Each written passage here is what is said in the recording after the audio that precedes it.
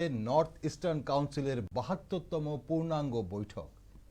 কি এই north eastern council এবং কেন এই কাউন্সিলের বৈঠক হচ্ছে?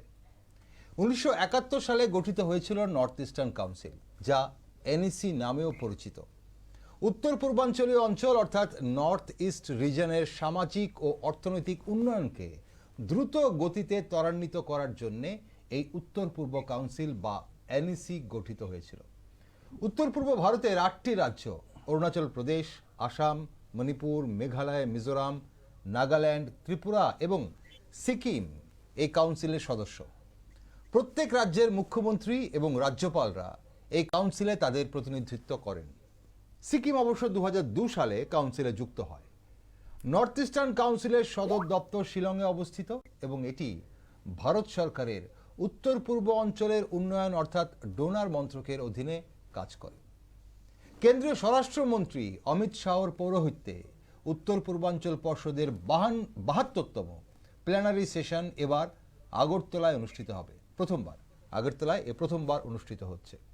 উপস্থিত থাকবেন উত্তর পূর্বাঞ্চল উন্নয়ন মন্ত্রকের মন্ত্রী জ্যোতিরাদিত্য সিন্ধিয়া এবং প্রতিমন্ত্রী ডক্টর সুকান্ত মজুমদার। থাকবেন ৮ রাজ্যের মুখ্যমন্ত্রী, রাজ্যপাল, মুখ্য সচিব সহ বিভিন্ন উচ্চপদস্থ আধিকারিকরা। তাই এই প্ল্যানারি সেশন নিশ্চয়ই রাজ্যের জন্য একটি ইতিবাচক অন্তর্ভুক্তিমূলক উন্নয়নের প্রতিশ্রুতিকে নির্দেশ করে। কিন্তু কিভাবে? ৭২তম প্ল্যানারি সেশনে কি আলোচনা হতে পারে? এবারের বৈঠকে কোন কোন বিষয়গুলোর ওপর গুরুত্ব দেওয়া হতে পারে? পরোক্ষভাবে হোক কিংবা প্রত্যক্ষভাবে ত্রিপুরা কিভাবে লাভবান হবে এবং লাভবান হবার সম্ভাবনা আছে? রাজ্যের এবার কোন কোন ক্ষেত্রগুলোর ওপর গুরুত্ব পেতে পারে? এমন নানান বিষয় নিয়ে আমাদের আজকের এই আলোচনা। নমস্কার, আমি দীপেন আর আপনারা দেখছেন নিউজ ভ্যানগার্ড। ৭২তম প্ল্যানারি সেশন ও ত্রিপুরার প্রত্যাশা নিয়ে আজকের প্রারম্ভিক আলোচনায় আমাদের সাথে রয়েছেন বিশিষ্ট শিক্ষাবিদ, প্রাক্তন অধ্যক্ষ ডক্টর সঞ্জয় রায় এবং ভার্চুয়ালি আমাদের সঙ্গে জুড়ে গেছেন রাজ্যের প্রাক্তন পুলিশ আধিকারিক নন্দন সরকার। দুজনকে স্বাগত। নন্দনবাবু, আমি পরে আসছি আপনার কাছে আজ, তবে আজ প্রথমে স্টুডিওতে রয়েছেন আমাদের সঙ্গে ডক্টর সঞ্জয় রায়। স্যার, আপনার কাছে প্রথমে আসি। ৭২তম প্ল্যানারি সেশন আগরতলায় হচ্ছে, এটা অবশ্যই আমাদের জন্য একটা গর্বের বিষয়। রাজ্যের জন্য মানে এটা কতটা গুরুত্বপূর্ণ বলে মনে করে? নমস্কার। তো পূর্ণাঙ্গ সেশন আমাদের রাজ্যে এবার হচ্ছে। তার আগেও আমাদের এখানে সেশন হয়েছিল 56 সেশন, যেটা আচ্ছা। তো ওইখানে মূলত এনইসি ভিশন 2020 নামে একটা ডকুমেন্ট এনইসির যেটা ছিল, আচ্ছা, সেটা কিন্তু ওই ত্রিপুরা রাজ্যে যখন ৫৬তম মিটিংটা হয়েছিল সেখানে কিন্তু সেটা অ্যাডপ্টেড হয়েছে। আচ্ছা, তাহলে এটা প্রথম নয়? প্রথম নয়। ওকে, তাহলে আমি সংশোধন করছি, আমি প্রথম নয় এটা। তো এখন ব্যাপার হলো, এখন পূর্ণাঙ্গ সেশন, প্ল্যানারি সেশন মানে পূর্ণাঙ্গ সেশন, যে এনইসির যে কম্পোজিশন আছে সেই অনুযায়ী হোম মিনিস্টার তার অটোমেটিক্যালি এনইসি চেয়ারম্যান, ঠিক আছে, অমিত শাহ, তার ডোনার মিনিস্টার উনি ভাইস চেয়ারপারসন, চিফ মিনিস্টার্স এবং বিভিন্ন গভর্নর্স এবং ৩জন নমিনেটেড বাই দি প্রেসিডেন্ট, যারা নাকি এনইসির মেম্বার হন। তাছাড়াও আরো অন্য কিছু কিছু অফিসাররা আছে যাদেরকে এনইসি মনে করে যে মিটিংয়ে আসা দরকার। All are invited to come to this meeting. This is why it is called পূর্ণাঙ্গ। সব সময় যে পূর্ণাঙ্গ হয় তা না, মাঝে মাঝে মানে ৫৬টা কি পূর্ণাঙ্গ হয়েছিল সেটা মানে মোটামুটি মানে কারণ এবারেরটাকে প্রথমবার বলা হচ্ছে পূর্ণাঙ্গ বৈঠক আগরতলায় প্রথম হচ্ছে। 56টা হয়েছিল, 56টা হয়তো পূর্ণাঙ্গ বৈঠক হয়নি আগরতলায়। ওকে, I am not able to ঠিক। এখন বেসিক্যালি এনইসি মানে মূলত তো আপনি বললেন NEC is basically an advisory body. আচ্ছা, এটাও কিন্তু মাথায় রাখতে হবে। তারা বেসিক্যালি নর্থ ইস্টের মানে সামগ্রিক উন্নয়নের জন্য এবং বিভিন্ন রাজ্যের যে মানে সামাজিক এবং অর্থনৈতিক মানে উন্নয়নের জন্য সেটা কাজ করবার জন্য যে বিভিন্ন যে রাজ্যগুলো আছে তাদের মধ্যে যে মানে ধরুন না নিজেদের মধ্যে যে স্বার্থ সম্পর্কিত যে সমস্ত বিষয় থাকতে পারে, এগুলো নিয়ে প্ল্যানগুলো basically they will recommend to the government of India. আচ্ছা, ঠিক আছে। Okay. Then basically the fund will come. Infrastructure ডেভেলপমেন্টটা একটা বড় ব্যাপার, ঠিক আছে? ইনফ্রাস্ট্রাকচার ডেভেলপমেন্ট করবার জন্য একটা এবং সত্যি কথা যেটা হলো যে এনএসির কতগুলো 10টা এরিয়া আছে যেখানে ওরা কাজ করে, যেমন এগ্রিকালচার আছে, হাউজিং আছে, মেডিকেল আছে, আপনার হেলথ আছে, তারপর আপনার irrigation, watershed area, transport, communication ইত্যাদি এরিয়াতে এনএসি কাজ করে থাকে। এবং ত্রিপুরা রাজ্য এনএসির কিন্তু শুধু ত্রিপুরা রাজ্য না, টোটাল এনএসিতে এনএসির মানে ফান্ডিংয়ে there are lot of basically institutions যেগুলোর নাম আমরা বলতে পারি, কয়েকটার নাম আমি বলছি ভেরি কি বলবো মানে ইম্পর্টেন্ট, এবং আমরা যেগুলো জানি, যেমন আমরা নর্থ ইস্ট পুলিশ একাডেমির নাম শুনেছি, নিপকোর নাম শুনেছি, নেরাম্যাক, নেরিস্ট, রিমস, নিশাক, North East Space Application Centre, Regional Dental College Guwahati, আমাদের ত্রিপুরা রাজ্যের যেটা আছে রিপস্যাট বা cane and bamboo technology centre in Guwahati, ঠিক আছে? এছাড়াও যে সমস্ত আরও কিছু কিছু ইম্পর্টেন্ট যে মানে ইনস্টিটিউটগুলো আছে যেগুলো আমরা জানা দরকার, আমার মনে হয় যে এই যে গুয়াহাটি যে মেডিকেল কলেজ আছে সেটা, শিলচর মেডিকেল কলেজ আছে, ঠিক আছে? আমাদের যে শঙ্করদেব নেত্রালয় আছে, তারপরে আপনার ধরুন এই কি জানি লোকপ্রিয় গোপীনাথ বরদোয়ালি রিজনাল ইনস্টিটিউট যেটা নাকি আছে তেজপুরে। সুতরাং NEC supported there are lot of institutes that basically that has come up in the various parts of the northeastern region spread over, মানে আপনি বিভিন্ন রাজ্যে মিলিয়ে শিলং বলুন, আসাম বলুন, হয়তো সংখ্যাটা হয়তো সব জায়গায় হয়তো সমান না, ত্রিপুরাতে হয়তো একটু কম্পারেটিভলি কম, শিলং এবং আসামে এবং যে শিলং দের ইজ মেঘালয় এবং শিলং এই আসামে যেটা পরিমাণে একটু হয়তো বেশি হতে পারে, কিন্তু এভরিওয়্যার, ঠিক আছে?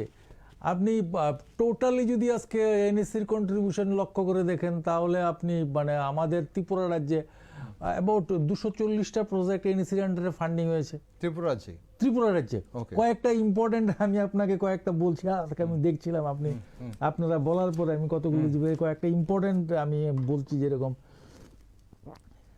মানে যেগুলো মানে জানা দরকার, যে আমাদের যে আইজিএম যেটা নাকি এখন মডার্নাইজেশন আপগ্রেডেশন হচ্ছে, এটাও কিন্তু এনএসি ফান্ডিং। আমাদের যে ফ্লাইওভারটা হয়েছে এটাও কিন্তু এনএসি ফান্ডিং। এই যে নাগেরজোলা বাস স্ট্যান্ড হয়েছে এটাও কিন্তু এনএসি বিল্ডিং। তারপরে ভেটেরিনারি কলেজ উদয়পুরের ডিস্ট্রিক্ট এবং সূর্যমণিনগরে যেটা হয়েছে, সায়েন্স পার্ক, ঠিক আছে? তো বেসিক্যালি এনএসির একটা বিশাল একটা কন্ট্রিবিউশন আছে। আর মোটামুটিভাবে এই এনইসির যে কাজ টোটাল ফান্ডিং দেখা যায় তার একটা বিশাল একটা অংশ আপনি বলছিলেন যে ট্রান্সপোর্ট সেক্টরে যেটা আছে, হ্যাঁ, ত্রিপুরা রাজ্যে হাইওয়ে ডেভেলপমেন্টের ক্ষেত্রে বা ব্রিজ কনস্ট্রাকশনের ক্ষেত্রে মূলত এই তিনটে এরিয়া, হেলথ এরিয়াতে, ঠিক আছে? কাজ করছে। তার জন্য আজকে আমাদের অবশ্যই 72তম যে এবার এই প্ল্যানের এভরি স্টেট মানে এটা নির্ভর করে ডিপার্টমেন্টের প্রত্যেকটা রাজ্য সরকারের অ্যাটিটিউডের উপরে। দে মাস্ট কিপ মানে প্রজেক্টস রেডি। এনএলসিপিআর নামে একটা প্রজেক্ট ছিল আগে, আছে, এটা নন ল্যাপসেবল যেটা পুল যেটাকে বলি, যদি ফান্ড যদি থেকে যায় বা যদি কেউ যদি স্পেন্ড না করতে পারে, ল্যাপসেবল হয়ে যায়, সেই নন ল্যাপসেবল পুল থেকে টাকাটা ফান্ডিং হয়। ত্রিপুরার যেমন অনেক প্রজেক্টে ফান্ডিং হয়েছে। সুতরাং মানে নির্ভর করে বেসিক্যালি প্রশাসনিক মানে এফেক্টিভনেস এবং এফিসিয়েন্সির উপর মানে অনেকটাই নির্ভর করে। ওকে, আমরা আসছি আপনার কাছে। আমরা অবশ্যই এবারের যে 72তম যে প্ল্যানারি বা পূর্ণাঙ্গ বৈঠক যেটা আগরতলাতে হচ্ছে, সেটার জন্য অবশ্যই ত্রিপুরার বাসীরা বা ত্রিপুরা রাজ্য কি কি প্রত্যাশা রাখতে পারে আমরা সেটা নিয়ে অবশ্যই আলোচনা করব। কি কি বৈঠকে কি কি গুরুত্বপূর্ণভাবে আলোচনা হতে পারে, কোন কোন বিষয়ে এবার আলোচনা হতে পারে। কিন্তু তার আগে আমাদের সঙ্গে এই মুহূর্তে রয়েছেন নন্দন সরকার, প্রাক্তন পুলিশ আধিকারিক।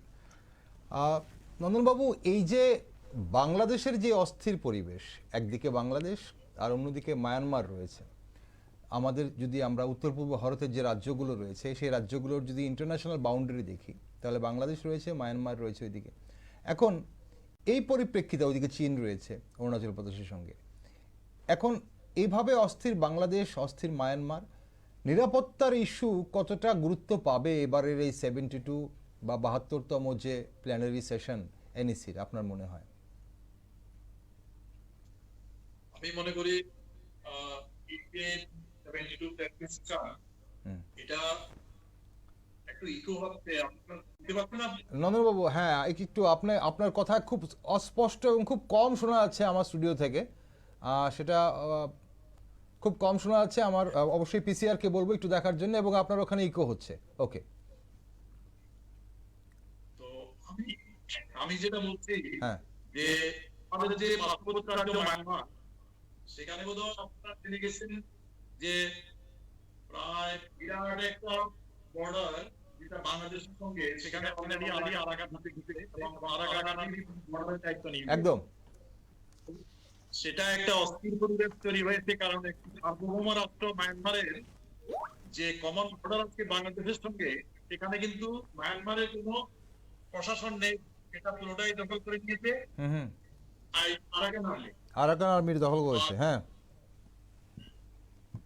এরপরে যেটা হলো বাংলাদেশের একটা অস্থির রাজনৈতিক পরিস্থিতি। কোটা কোথায় হচ্ছে বুঝতে পারছি না। শুনতে পাচ্ছেন আপনি? হ্যাঁ, আমরা শুনতে পাচ্ছি আপনাকে, কিন্তু আপনি স্ক্রিন থেকে বেরিয়ে যাচ্ছেন। আপনি একটু পেছনে যেতে হবে, না হলে আপনার মুখটা দেখা যাচ্ছে না টিভিতে। হ্যাঁ, তো এই সামগ্রিক পরিস্থিতি যেখানে পাশাপাশি দুটো রাষ্ট্রীয় এরকম ধরনের বিদ্রোহ, রাজনৈতিক অস্থিরতা এবং বিভিন্ন ধরনের সামরিক ক্রিয়াকলাপ চলছে, সেখানে নর্থ ইস্টে যে স্টেটগুলো আছে সেগুলো কিন্তু একটা অলরেডি একটা বড় ধরনের একটা বিপদের ঝুঁকিতে আটকে গেছে। সেই অবস্থায় এই যে সেশন হচ্ছে, সেখানে তিনি এই নর্থ ইস্টের কাউন্সিলের যিনি চেয়ারপারসন, আমাদের মাননীয় প্রধানমন্ত্রী শ্রী অমিত শাহ, ওনার এমনিতেই ওনার এই সরকারের আন্ডারে সব আইন শৃঙ্খলা ব্যাপারগুলো, border management, border security, law and order, সবগুলো কিন্তু ওনার আন্ডারেই পড়ে। তারপরে উনি বেছে নিয়েছেন। এবং নন্দনবাবু, আমি আপনাকে একটু থামাবো। নন্দনবাবু, আমি একটু থামাবো। আমি পিসিআর কে বলবো, স্টুডিওতে কিন্তু সাউন্ড আপনার একদমই কণ্ঠ শোনা যাচ্ছে না। একটু পিসিআর কে দেখার জন্য অনুরোধ করব। আর আপনার সাউন্ড পিসিআর এ হয়তো কোনোভাবে সাউন্ডটা কম রয়েছে, আপনার কথাগুলো স্পষ্ট বুঝতে পারছি না আমরা। হ্যাঁ বলুন, আরেকবার চেষ্টা করে দেখি আমরা। হ্যাঁ, যেটা বলছি আমি যে border security, border management, law and order, এই জিনিসগুলো কিন্তু মিনিস্ট্রি অফ হোম অ্যাফেয়ার্স এর আন্ডারে, এবং মিনিস্ট্রি অফ হোম অ্যাফেয়ার্স যেটা শ্রী অমিত শাহ উনি কিন্তু এসেছেন, তাহলে এটা একটা বাড়তি গুরুত্ব পাবেই। অর্থাৎ এই যে 72 প্রেজেন্ট সেশন,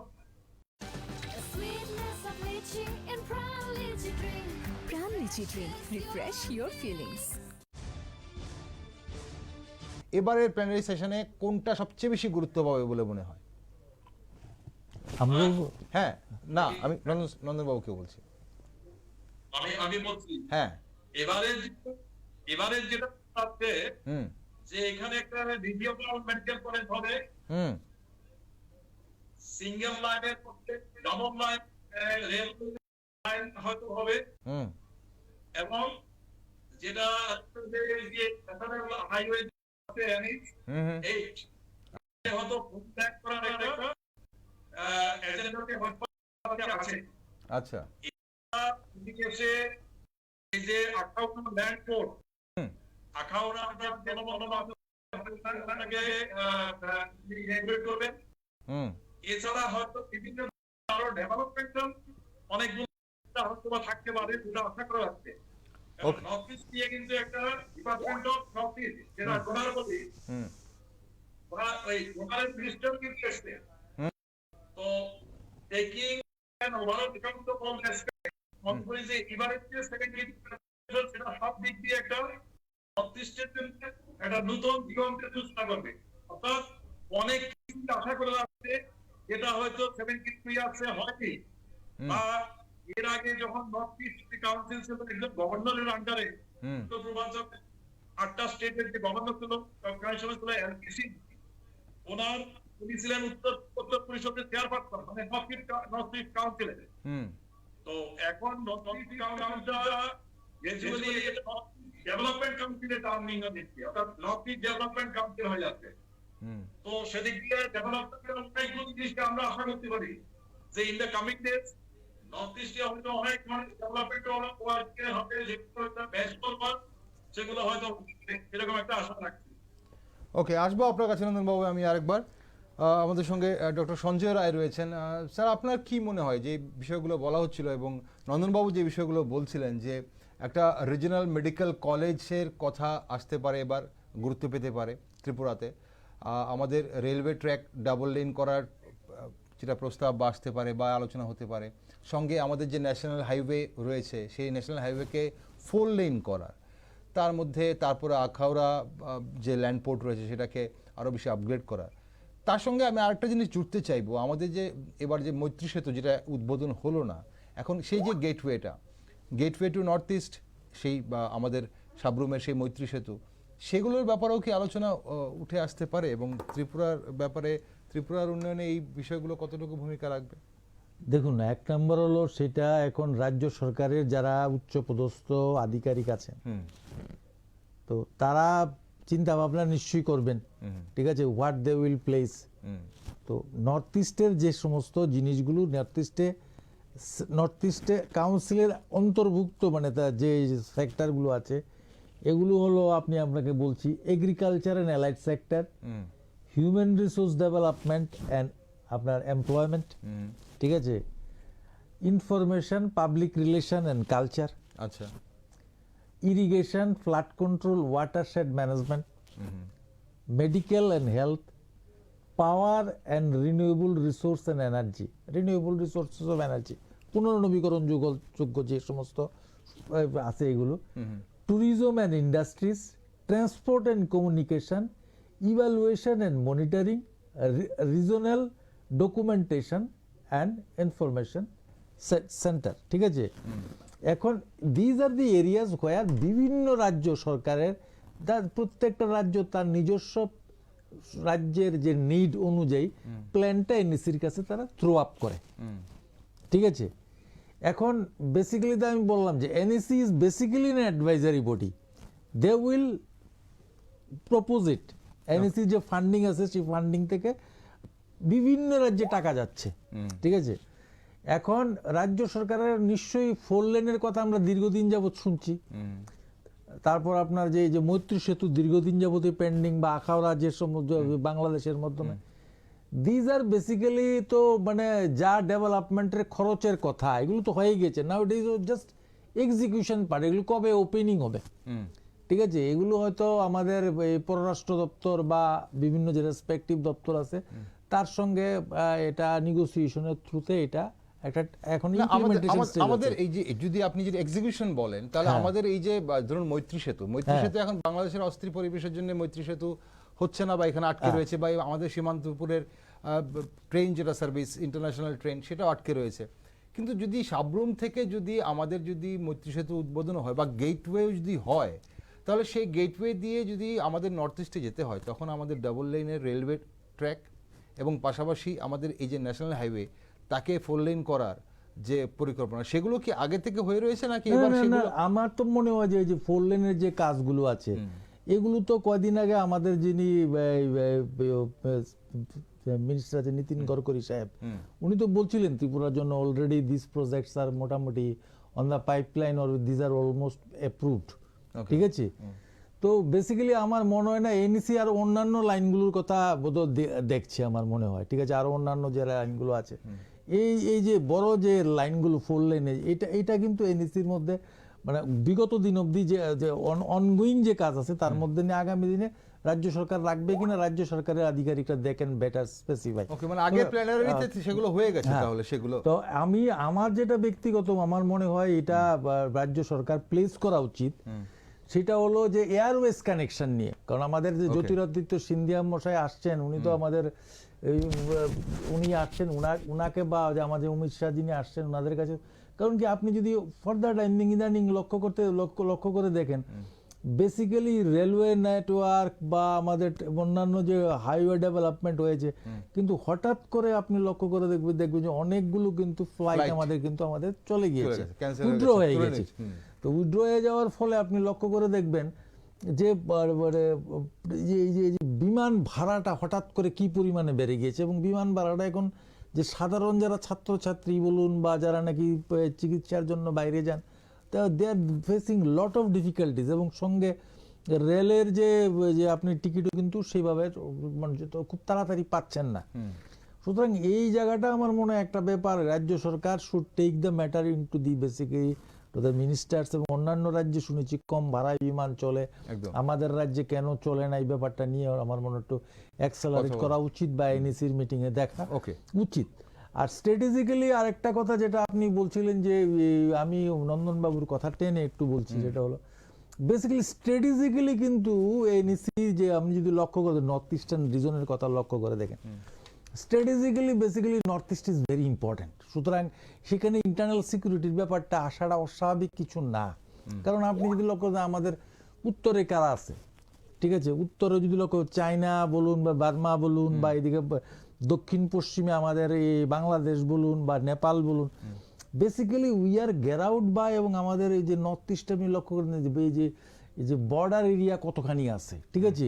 তো সুতরাং তার মধ্যে এক্সটার্নাল সিকিউরিটি বলুন, ইন্টারনাল সিকিউরিটি বলুন, this are really an issue নাওয়াডেজ, ঠিক আছে। এবং সুতরাং দিস এভরি মানে আপনি মানে সেটা আপনি অরুণাচল প্রদেশের দিকেই লক্ষ্য করে বলুন বা মিজোরাম দিয়ে লক্ষ্য করে বলুন বা মণিপুর দিয়ে লক্ষ্য করে বলুন, মায়ানমার দিয়ে লক্ষ্য করে বলুন, বা আমাদের তো কাছে তো আমাদের সব নিঃশ্বাস ফেলছে বাংলাদেশ, সামনেই কদিন আগে এই আখাউড়ার সামনেও এসে আন্দোলন করে গিয়েছে।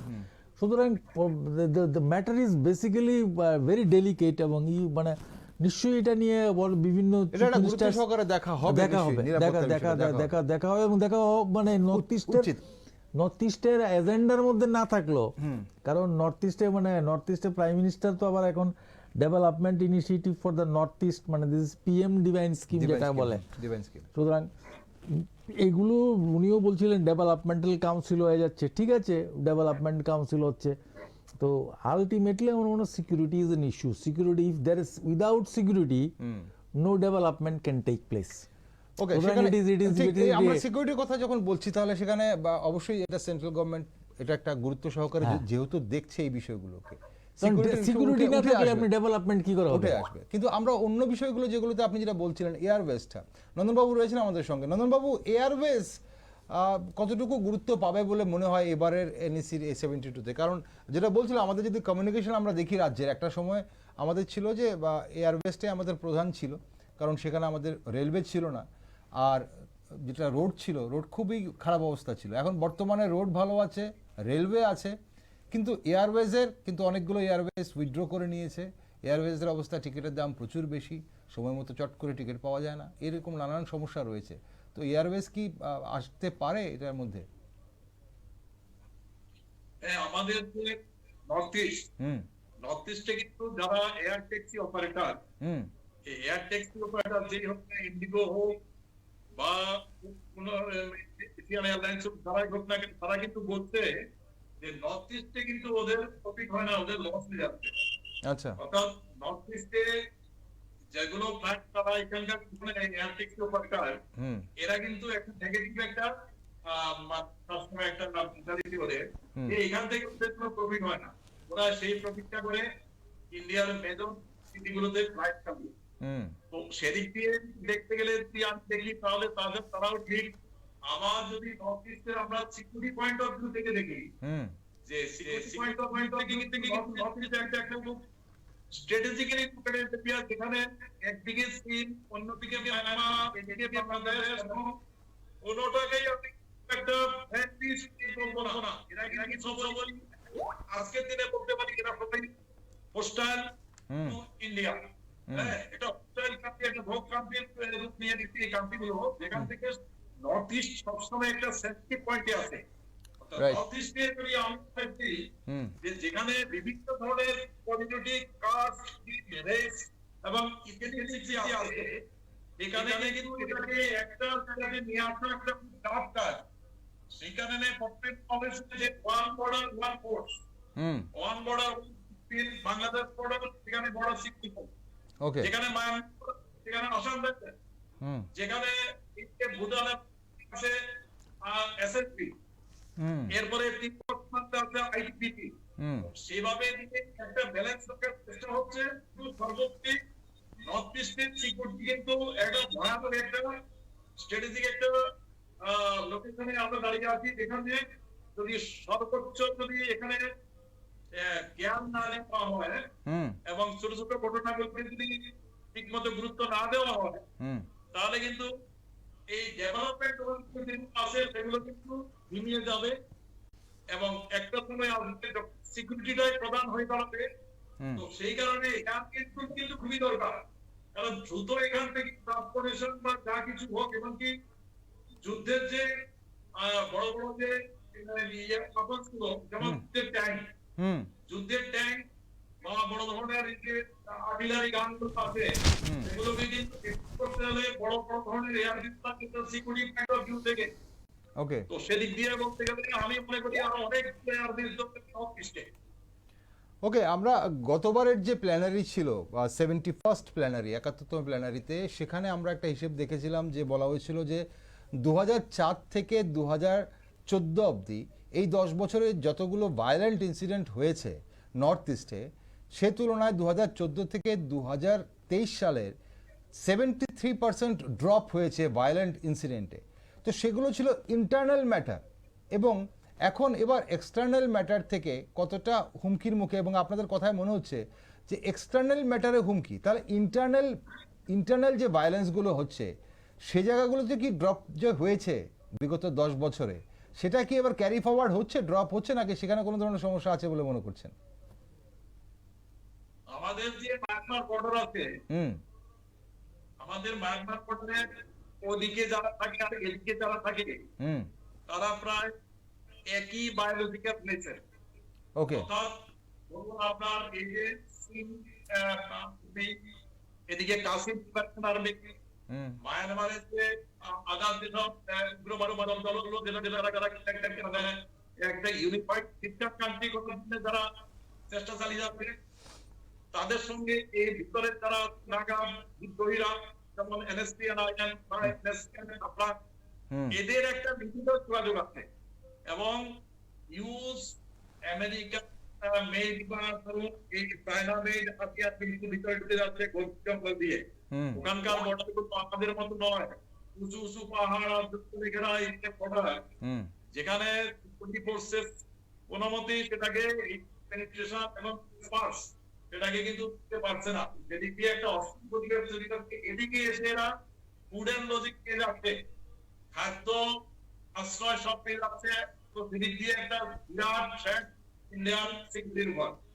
বাংলাদেশে এখন যেটা হচ্ছে, বিশেষ করে চিটাগাং ওখানে, সেখানে আরাকান পেয়ে গেছে, কিছুদিনের মধ্যে হয়তো আরাকান আর্মির সঙ্গে বাংলাদেশের যে সিকিউরিটি ফোর্সেস হতে একটা যুদ্ধ বেঁধে যেতে পারে। তো সব দিক দিয়ে নর্থ ইস্ট জোনে কিন্তু এখন আপনি যেটা বলছেন খুবই গুরুত্বপূর্ণ কথা, যে এয়ার বেস ভীষণ দরকার, এবং এখানে এয়ার বেস সিস্টেমের সঙ্গে দূরপাল্লাতে মিসাইল সিস্টেম করে ব্যাটার মিসাইল ব্যাটার করতে এখানে ইনস্টল করা দরকার। ওকে, একটা গুরুত্বপূর্ণ ইস্যু উত্থাপন করলেন এখানে, যেহেতু এই মুহূর্তে যে পরিস্থিতি, যেহেতু যে কোনো ডেভেলপমেন্ট ওয়ার্কই কিন্তু ঝিমিয়ে যেতে পারে। নন্দনবাবু যেটা বলছিলেন স্যার, যে যদি আমাদের নিরাপত্তা হুমকির মুখে আসে, এবং এই ধরনের যে মায়ানমার এবং বাংলাদেশের এই মুহূর্তে যা পরিস্থিতি, যে কোনো মুহূর্তে যুদ্ধ লেগে যেতে পারে, এই ধরনের যদি হয় তাহলে এয়ারবেস এবং এখানে একটা বেস করা খুবই ইম্পর্টেন্ট। এবং এখানে শুধু কমার্শিয়াল না, ইভেন কি মিলিটারিও যাতে যে কোনো মুহূর্তে অপারেট করতে পারে, সেটার একটা গুরুত্বপূর্ণ দিক। এবং আরেকটা বিষয় যেটা উনি যেটা বলছিলেন, যে one nation one border security force বা বর্ডার ফোর্স, এটা নর্থ ইস্টের জন্য এটা কতটুকু গুরুত্বপূর্ণ? কারণ নর্থ ইস্টের যে হিলি এরিয়াস এবং হিলি ট্র্যাক্টস, এই জায়গাটা মানে কিভাবে গুরুত্বপূর্ণ আপনি মনে করেন? দেখুন, actually basically this is totally A security issue, ঠিক আছে? তো মানে আমি ব্যক্তিগতভাবে যেটা পার্সোনালি মনে করি, সেটা হলো অ্যাপ্রোপ্রিয়েট লেভেলে গভর্নমেন্ট নিশ্চয়ই তার চিন্তা ভাবনা আছে, সেটা one nation one border post হবে, মানে বর্ডার ফোর্স হবে কিনা, ঠিক আছে? এখন এটা ধরুন না প্রস এন্ড কন সমস্ত কিছু বিবেচনা করে নিশ্চয়ই এটা দেখবে। তবে এক্সটার্নাল যে সিকিউরিটি থ্রেটটা সেটা মানে সম্পর্কে গভর্নমেন্টের কাছে নিশ্চয়ই ফিডব্যাক আছে, ঠিক আছে, এবং তার জন্য যে এয়ারওয়েজের কথা সেটা হয়তো বা তার জন্য ইন্ডিয়া সরকার এবং ইন্ডিয়া আমাদের যেটা সিকিউরিটি যেটা কনসার্ন আছে, যেটা আমি পার্সোনালি মনে করি না there is such threats from basically মানে এক্সটার্নাল যে অ্যাগ্রেশনের যে থ্রেটটা। কারণ চায়নার এখন যে কন্ডিশন আর কি, মানে অর্থনৈতিক কন্ডিশন বা বিভিন্ন দিক থেকে যদি আমরা লক্ষ্য করে দেখি, চায়নার সঙ্গে China will not basically will not engage with any যাবে না ইন্ডিয়ার সঙ্গে, যাবে না, ঠিক আছে। যাবে না। তো আর এছাড়া দেখুন আপনি এছাড়া যে বর্ডার শুন এগুলো বেসিক্যালি আমাদের ইন্টারনাল সিকিউরিটিতে কজ অফ কনসার্ন হতে পারে। বাংলাদেশ থেকে যে সমস্ত যেগুলো হয়তো অনেকে ঢুকছে, হয়তো উগ্রপন্থী ঢুকবে বা কিছু কিছু ট্রাফিকিং ঢুকবে, ড্রাগ ট্রাফিকিং বা অন্যান্য যে এগুলো ডিস্টার্বিং খুব বেশি আমার কাছে, এক্সটার্নাল থ্রেট থেকে আমার কাছে এটা মনে হয়। ওকে, আমরা অনুষ্ঠানের শেষ পর্যায়ে চলে এসেছি। আমরা এনইসির যেটা টোটাল যেটা ইম্প্যাক্ট যদি আপনি দেখেন আর কি, টোটাল ইম্প্যাক্ট যদি আমরা লক্ষ্য করি যে বিভিন্ন রাজ্যের যে স্কিমে এনইসির ইম্প্যাক্টটা কি থাকে, আমরা অনেক সময় বলি যে এনইসি এই আমাদের ট্রান্সপোর্ট সেক্টরেই বেশি করে। বলার পিছনে কারণটা হলো কি যে টোটাল যে একটা এখন অব্দি যে এনইসির যতগুলো প্রজেক্ট এসছে তার 47% they have spent on the transport and communication. ঠিক। তো 14% on agriculture, 11% on HRD, 9% on power, 4% health, 3% tourism and 3% industries. Others হলো অন্যান্য অনেকগুলো সেক্টর আছে, তার মধ্যে লার্জ যেটা হচ্ছে যে ট্রান্সপোর্ট এন্ড কমিউনিকেশনে অলমোস্ট 50% ট্রান্সপোর্টই করছে বলে। হ্যাঁ, সেটা কিন্তু একটা মিলিটারি পয়েন্ট অফ ভিউ থেকে। আচ্ছা, মিলিটারি পয়েন্ট হয়তো তোমার এখানে বলা ঠিক নয়। নর্থ ইস্টে ট্রান্সপোর্টেশন ঠিক মতো না হলে কিন্তু যে থ্রেটটা আছে ফ্রম চাইনিজ অ্যাগ্রেশন সেটা কিন্তু মাথায় রেখে কিন্তু নর্থ ইস্টে ট্রান্সপোর্টেশনটা খুব জোরালো অনেকদিন ধরেই সেটা হচ্ছে, এবং নর্থ ইস্টের সবগুলো স্টেটকে জুড়ে দেবার প্রয়াসের মধ্যে কিন্তু এটা রয়েছে।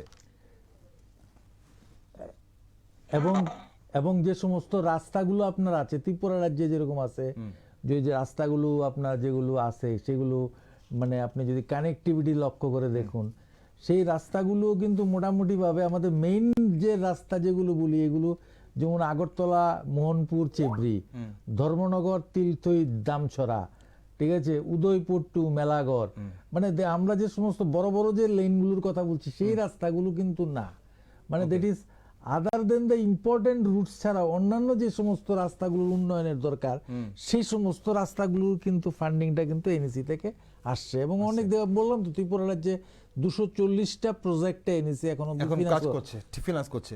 এবং সেখানে আপনি যেটা বললেন যে 47% যেহেতু ট্রান্সপোর্টে দেখা হচ্ছে গোটা নর্থ ইস্টেই, মানে ট্রান্সপোর্টটাকে গুরুত্ব দিয়ে আমাদের যে পাওয়ারও তার নেক্সট আছে পাওয়ার, এখানে এগ্রিকালচারও আছে। কিন্তু যেটা নন্দনবাবু বলছিলেন যে ইম্পর্টেন্ট ইস্যু, যে নিরাপত্তা ইস্যুটা কি মাথায় রেখে এই ট্রান্সপোর্টেশনের উপর এত বড় গুরুত্ব দেওয়া হচ্ছে।